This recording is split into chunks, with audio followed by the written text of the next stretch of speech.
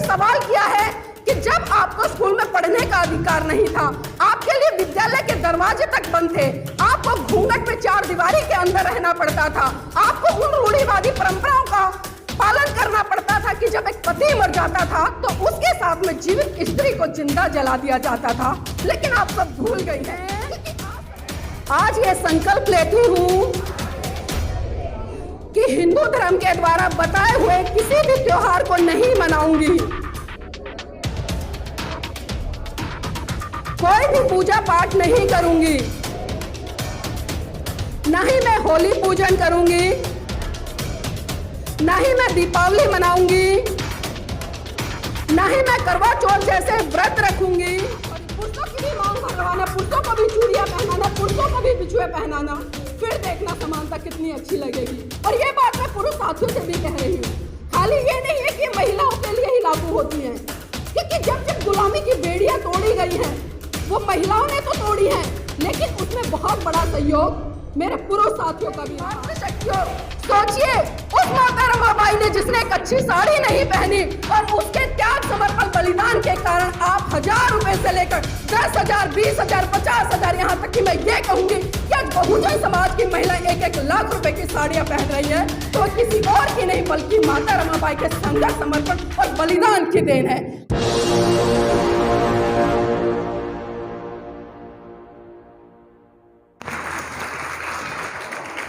सर्वप्रथम महाकारुणिक तथागत बुद्ध को अपनी संकल्पनाओं के सुमन अर्पित करते हुए समस्त भारतीय नारी के मुक्तिदाता, बहुजनों के मुक्तिदाता, दुनिया का सूरज, ज्ञान का प्रतीक, संविधान के रचयिता परम पूज्य बाबा साहब को सत सत नमन करते हुए बहुजनों को भारत में सत्ता के गलियारों तक ले जाने वाले साहब मान्यवर काशीराम जी को नमन करते हुए बहुजन समाज में पाखंडवाद की नींव को हिलाकर रख देने वाले पेरियार जी को नमन करते हुए और इस देश में शिक्षा की अलग जगाने वाले फूले दंपत्ति माता सावित्री बाई फूले और ज्योतिबा फूले जी को नमन करते हुए और आज जिस तरह से त्याग की मूर्ति माता रमाबाई का हम जन्म दिवस मना रहे हैं, उनको मेरा सादर प्रणाम।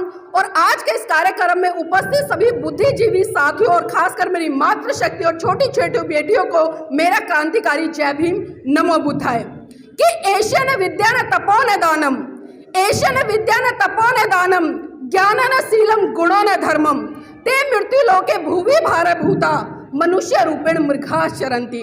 अर्थात आज के समय में जिस व्यक्ति के पास विद्या नहीं है, जो तप नहीं करते, जो दान नहीं करते, जिनका चाल चलन अच्छा नहीं है, जो शीलवान नहीं है, वो इस पृथ्वी पर मनुष्य के रूप में पशुओं की भांति विचरण करते नजर आते हैं। तो आज आप सोच लीजिए, क्या आपको मनुष्य के रूप में सिर्फ इस पृथ्वी पर पशुओं की भांति विचरण करना है, या आपको सही मायने में मनुष्य होकर मनुष्य के द्वारा दिए गए उन कामों को चरितार्थ करना है जिनको कि हमारे तमाम बहुजन महानायक और महानायिका ने यहाँ तक लेकर आए, जिनकी वजह से आज हम स्वतंत्र रूप से और इतने बड़े स्तर पर आज हम माता रमाबाई की जयंती मना रहे हैं।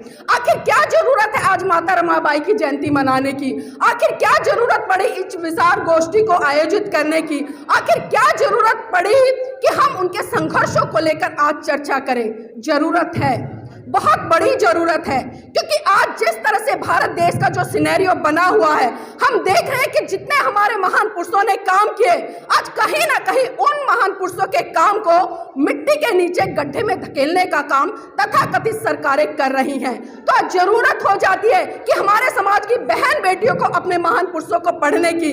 समाज में जितनी भी तमाम वीरांगनाएं रही, चाहे मैं माता सावित्री बाई फूले की बात करूं, माता रमाबाई की बात करूं, या तमाम बहुजन समाज में जन्मी फातिमा शेख जैसी वीरांगनाओं की बात करूं, तो आज जरूरत है मेरे समाज की बहन बेटियों को उनको पढ़ने की, उनकी बातों को जानने की और उनकी बातों को जानकर मनोसात करने की और उनको जन जन तक प्रचारित करने की।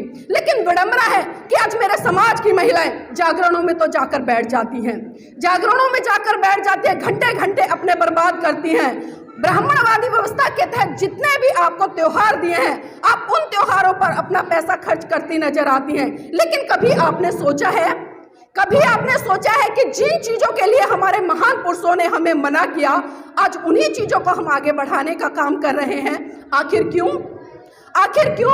कभी सवाल किया है कि जब आपको स्कूल में पढ़ने का अधिकार नहीं था, आपके लिए विद्यालय के दरवाजे तक बंद थे, आपको घूंघट में चार दीवारी के अंदर रहना पड़ता था, आपको उन रूढ़िवादी परंपराओं का पालन करना पड़ता था कि जब एक पति मर जाता था तो उसके साथ में जीवित स्त्री को जिंदा जला दिया जाता था।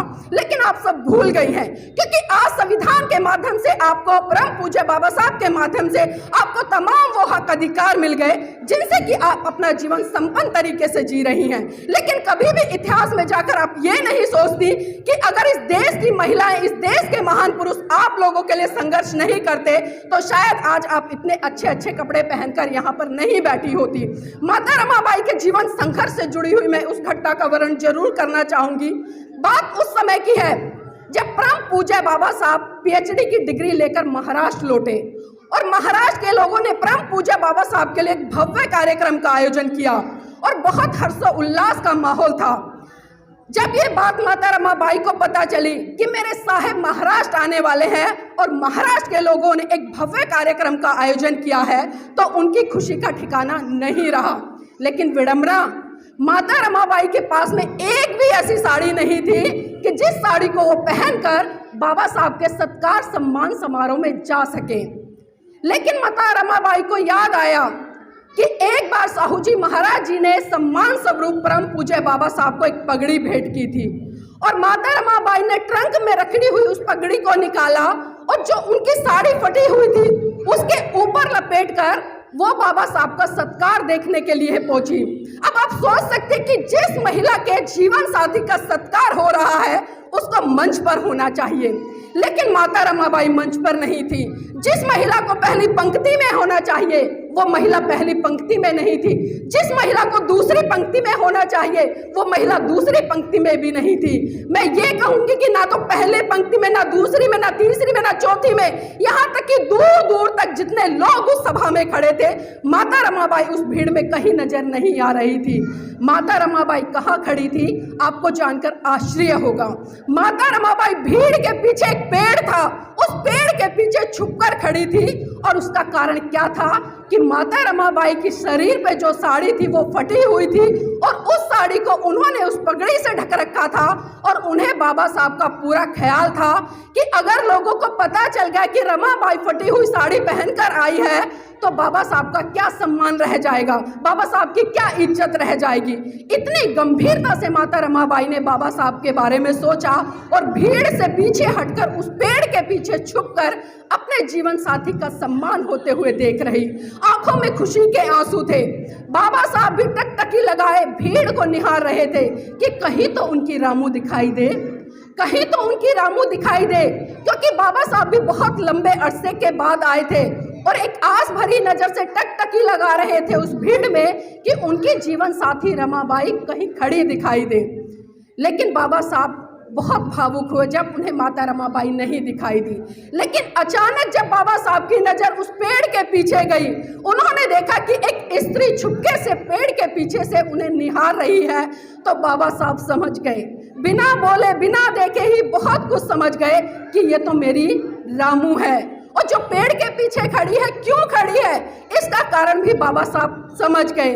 और बाबा साहब ने सभा को खत्म करने के बाद जो जन सैलाब था उसको चीरते हुए रमाबाई के पास पहुंचे और माता रमाबाई का हाथ पकड़कर बोले कि रमा, ऐसा नहीं है कि मैं तेरा साजो श्रृंगार नहीं कर सकता, रमा ऐसा नहीं है कि मैं जो तुझे सोने के आभूषणों से नहीं लाद सकता, रमा ऐसा नहीं है कि मैं तेरा सत्कार नहीं कर सकता, रमा ऐसा नहीं है कि मैं तुझे अच्छी अच्छी साड़ियाँ नहीं पहना सकता, लेकिन रमा जितनी भी जिम्मेदारियां तुम्हारे प्रति हैं उससे ज्यादा कहीं जिम्मेदारी मेरी समाज के प्रति बनती है, क्योंकि मैं चाहता हूं कि अगर आज मैंने तुम्हें साड़ी पहना दी तो मेरे समाज की तमाम बहन बेटियां अच्छी साड़ियां पहनने से रह जाएंगी। तो ये त्याग था माता रमाबाई का, ये त्याग था बाबा साहब का।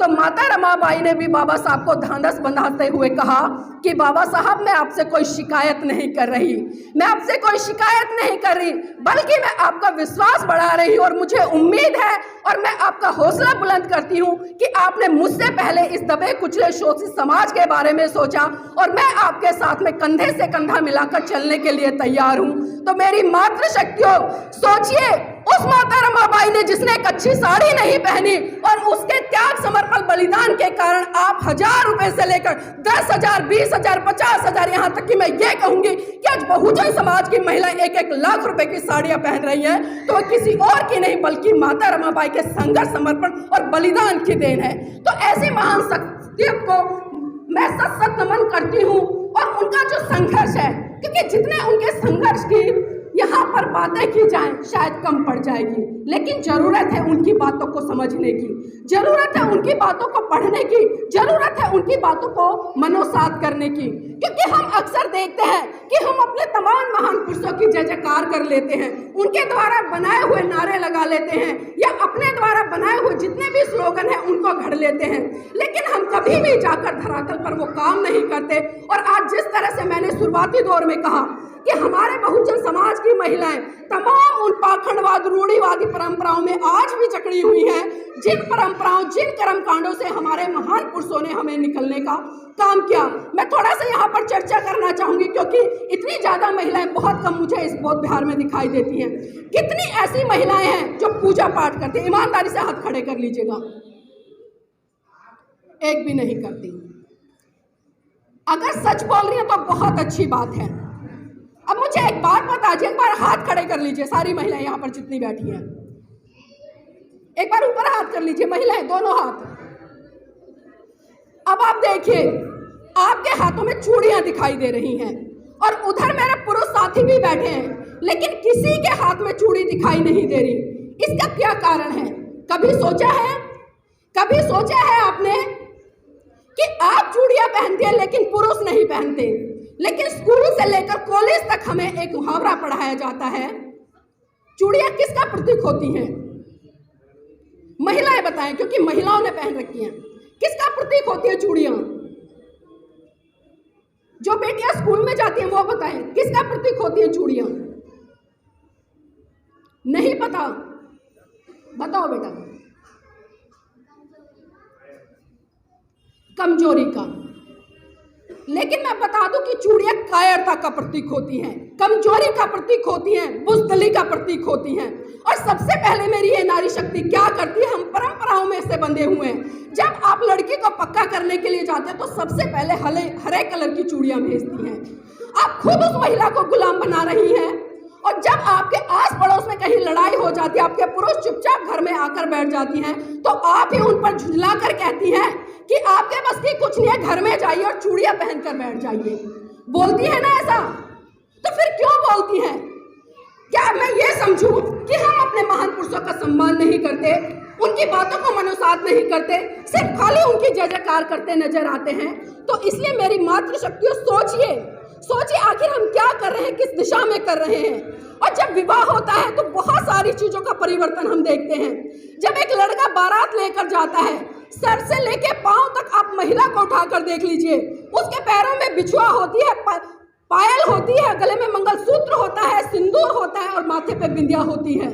लेकिन कभी आपने देखा है कि जितने भी आभूषण आपने ग्रहण किए हैं, क्या यह पुरुष कभी पहनता है? कभी सोचा है? शादी उसकी भी तो हो रही है ना। जब हम बात समानता की करते हैं, हम बाबा साहब को अनुयायी हैं, या हम अपने जितने भी तमाम बहुजन महान पुरुष हैं उनके अनुयायी हैं, तो उनकी बातें क्यों नहीं मानते? अगर हम बात समानता की करते हैं ना, तो अब की बार याद रखना, क्योंकि मैं इसलिए कह रही हूँ, हम बाबा साहब की जय जयकार तो लगा लेते हैं, आज माता रमाबाई के त्याग समर्पण की बात कर रहे हैं, लेकिन उन्होंने जो किया आखिर वो किस लिए किया? कि जिन चीजों के लिए वो मना करके गए आप उन्हें ही फॉलो करें। तो अगली बार जब आप विवाह करने जाएं, ईमानदारी से मैं कह रही हूँ और ईमानदारी से आपसे आज मैं यहाँ पर कुछ शपथ भी दिलाऊंगी कि जो जो चीजें आप पुरुषों के लिए करती हैं, जिस तरह से पुरुष को देखती हैं, उसी तरह से आप महिलाओं को भी तैयार करना। और नहीं कर सकते ना तो महिलाओं की भी मांग भरवाना, पुरुषों को भी चूड़ियां पहनाना, पुरुषों को भी बिछुए पहनाना, फिर देखना समानता कितनी अच्छी लगेगी। और ये बात मैं पुरुष साथियों से भी कह रही हूँ, खाली ये नहीं है कि महिलाओं के लिए ही लागू होती है, क्योंकि जब गुलामी की बेड़ियां तोड़ी गई हैं, वो महिलाओं ने तो तोड़ी है, लेकिन उसमें बहुत बड़ा सहयोग मेरे पुरुष साथियों का भी रहा है। क्योंकि जब तक पुरुष अपने समाज की महिलाओं को मानसिक रूप से तैयार नहीं करेगा, हमें डराया जाता है, हमें घुमाया जाता है, और आज जिस तरह से हम देख रहे हैं चमत्कारी बाबा जन्मे हुए हैं, अपने चमत्कारों की बातें करते हैं। आप सबने सोचा है कि आखिर वो व्यक्ति क्या बात कर रहा है, किस दिशा में बात कर रहा है। आप तमाम मंदिरों में जाती हो, दर्शन करती हो, प्रसाद चढ़ाती हो, जो आपके पुरुष साथी खून पसीने से पैसा कमा कर लाते हैं, आप उसको इन 30 त्योहारों के नाम पर बर्बाद कर देती हो। लेकिन आप ईमानदारी से सोचिए कि एक साल में जितने भी ये त्योहार पड़ते हैं, और मैं कौन से त्योहारों की बात कर रही हूँ, वो त्योहार जो आपके नहीं हैं, आपकी संस्कृति के नहीं है, आपके महान पुरुषों ने नहीं दिए। आप उन त्योहारों पर कम से कम एक साल में 50,000 से लेकर 60-70 हजार रुपए तक बर्बाद करती हैं, आग लगा देती हैं अपने पति की उस गाढ़े खून पसीने की कमाई में। लेकिन मेरी मातृशक्तियों मैं कहना चाहूंगी कि आज के बाद इन सभी 30 त्योहारों को मनाना बंद करो, क्योंकि हमारे पास में तमाम बहुजन महानायक ऐसे हैं। अगर मैं जनवरी से ही शुरुआत करूं तो आप दिसंबर के लास्ट तक चले जाइए। तमाम महान पुरुषों की जयंती आती है, उनके परिनिर्वाण दिवस आते हैं, आप उनको मनाइए। अगर पैसा खर्च करना है तो अपने बच्चों की शिक्षा पर कीजिए, उनको आगे बढ़ाने के लिए कीजिए, ना कि खाली सिर्फ इन त्योहारों पर पैसा खर्च करके आप उनमें आग लगाने का काम कीजिए। क्योंकि माता रमाबाई का जो संघर्ष रहा है वो कितना महत्वपूर्ण है, ये भी सोचने वाली बात है। शायद मुझे लग रहा है थोड़ा व्यवस्था गड़बड़ हो रही है, तो एक बार मैं यहाँ पर आप सभी से कुछ संकल्प दिलवाना चाहूँगी। और वो संकल्प इसलिए है क्योंकि आज हम लोगों ने माता रमाबाई की जयंती मनाई है, तो उनकी जयंती पर हमें कुछ संकल्प लेने चाहिए, हमें प्रेरणा लेनी चाहिए, और आज हमें निर्णय करना चाहिए कि हम उनको सही रूप से कैसे आदरांजलि करें। खाली ये नहीं कि उन्होंने कह दिया और हमने उसको सुनकर छोड़ दिया। तो सभी साथी यहाँ पर खड़े हो जाए, महिला भी पुरुष भी, सभी खड़े हो जाइए एक बार। और एक बात ध्यान रखना ईमानदारी से, जो मैं बोलूंगी अगर उसको फॉलो कर सकते हैं तो ही शपथ ग्रहण करना, वरना छोड़ देना। मैं आज ये संकल्प लेती हूँ कि हिंदू धर्म के द्वारा बताए हुए किसी भी त्योहार को नहीं मनाऊंगी, कोई भी पूजा पाठ नहीं करूंगी, ना ही मैं होली पूजन करूंगी, ना ही मैं दीपावली मनाऊंगी, ना ही मैं करवा चौथ जैसे व्रत रखूंगी, ना ही मैं किसी तरह के 30 त्योहारों को बढ़ावा दूंगी। और जितने भी बहुजन समाज के महान पुरुष हमें मार्गदर्शन देके गए हैं, उन पर मैं चलने का काम करूंगी। और आज के बाद कमजोरी और गुलामी और कायरता का प्रतीक इन चूड़ियों को भी नहीं पहनूंगी। और आज के बाद जो हमारे गले में ये मंगलसूत्र है, इसको पहले पढ़ लेना कि मंगलसूत्र होता क्या है, इसको भी नहीं पहनूंगी। देख रही हूं दिल से बातें नहीं निकल रही है। मैंने पहले कहा अगर कर सकते हो तो संकल्प लीजिए, क्योंकि वही बातें आ जाएंगी कि सिर्फ खाली हम जय जयकार तक सीमित रह जाते हैं, लेकिन अपने महान पुरुषों की विचारधारा को मनुसात नहीं करते हैं। तो बस मेरा यही कहना है कि जितने भी कर्म कांड है, पूजा पाठ है, उनको हम नहीं करेंगे। और जो ब्राह्मणवादी व्यवस्था के तहत हम पर जो चीजें लाद दी गई हैं, उनको हम सरे से नकारते हैं और इनका कभी भी हम पालन नहीं करेंगे। जय भीम। अब बैठ जाओ।